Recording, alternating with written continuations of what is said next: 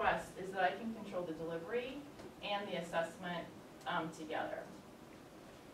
Okay. Shannon, did you want to say anything about how much time it takes to do all that and how much support we get? In Cynthia's case, she had presented me with, here's Unit 1, and she had all of the videos specified, so, and then the list of questions. And so when that's what she needs help with, that's really easy to put together. When I was working on the chemistry summer readiness materials, I had a list of videos that Deborah Walker or Vanessa made last year, but they had no questions to go along with them. And so then I was finding the questions that made sense to support this material. When you're doing that, it takes considerably more time. Mm-hmm. Yeah. But that's the type of thing that in our Quest team we can help with.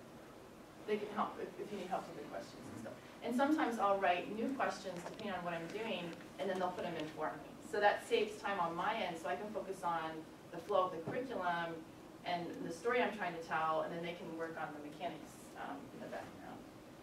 So anyway, yes sir? Yeah. No, no. So the value of the Quest and learning modules, you can control the pacing of the course, and you can control the curriculum delivery. And in my case, that's important because of the distance course. And one of the big things I think for my teachers this year that's going to be something I need to explain to them is the difference between a learning module and a homework. The learning module, in my case, is designed for independent or group learning to occur. So in that case, either some of them can be done as homework, and some of them need to be done in the class as a small group, but it's where the learning happens.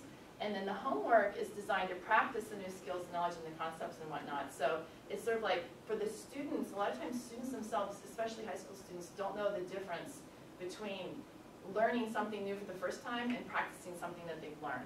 And so that's one of the goals this year for me with the teachers in helping these kids get ready for college is to understand, you know, what it is, where you are as you're learning something versus practicing something. And so that's kind of separated out in how I present it in the Quest. And I think that's all. Oh, I just wanted to show you the results from last year. This last year I taught the 304K and the 305. Most of the kids stayed all the way through. And so this is just the grades, how the grades came out. And so it's very similar to how the grades come out here on campus when this class is taught. 31 to 34% A's first, and a big chunk of B's.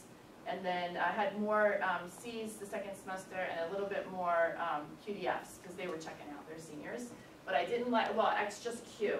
I didn't give anybody a D or an F because they're high school students. They're taking this as dual credit. And it's a challenging situation as it is, being where they are in their high schools. And so if they were failing, I forced them to Q drop so that they wouldn't come to college with a low GPA starting off. So that's just something special we can do with high school kids. But that's it. You're welcome. Sasha, would I point out that Moon made a real good point that this is a good way to maybe come up with a new way of delivering some material. And as you teach through your courses this semester, you kind of line some of this stuff out, maybe start developing a little bit of it.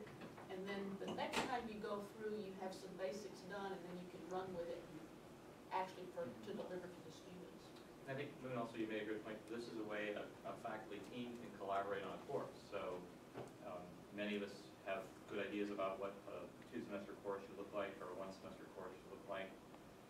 It would be conceivable to have a group work on storyboarding an entire course and taking parts of it and developing chunks of a one-semester course or contributing to each part of the course. I mean, there's lots of ways to do that. Physics process, right? Oh, yeah. It helps to coordinate with you. Absolutely. And in terms of standardizing, to the extent that that's important, content across multiple sections of courses, that kind of platform can help do that. Because we have common assessments, common presentation material, and there might be different discussions that occur in the lecture class themselves, but at least the presentation and assessment is the same. You're interested. Yeah, just to be practical, there is a significant amount of learning curve involved for anyone who have not used a Quest. So I just want to, on the optimistic cautionary note, but thanks to Sasha and the Quest team, I think it's really boosted the college support. I have never seen, I have compared several other learning and assessment systems, nothing comes close to what we have. And there's a lot of back-end work that goes on. Shane and Patsy puts it together. We came from physics, Fred Moore, I mean, evolved so much. And there's so much support being given there, I think you need to take best use of that. Yeah, so let me just say a little bit, because we have to kind of wrap up here for the day. So many of us are familiar with Shane Lewis and Patsy McDonald, who have been working on Quest for many years. But as faculty are considering implementing these tools for their courses, I want to also make sure that you're aware of the broader team that's now been constructed. Heather Van Lichten and Jesse Miller were back there in the back, are both mathematicians, but available for helping insert and manage content in Quest. Shannon Stokes back there is a chemist, and Nathan Erickson over here is a physicist. All of these folks are knowledgeable about Quest and about trying to construct learning modules and helping you with the problem banks and assembling course materials into a big format like this. And I think as you all get to the point where you might want to construct courses in Quest, I think they would all be glad to work with you on your classes. Next week, we'll hear from some other people while Brian Reeser is here in the back taking us. But the idea of making videos is probably a little bit daunting to some of us, and how do we do that? There's a lot of work that's been done in the college to sort of standardize on some formats and some means by which we can make videos. And most of us are coming in and talking extemporaneously, so all we have to do is focus on that part, and they'll do the videography and the editing and so on to get it down to the point where it actually looks like something you can be proud of being on the web. So after we hear about that from them next week, and I guess Jesse, you're going to lead that discussion, is that right?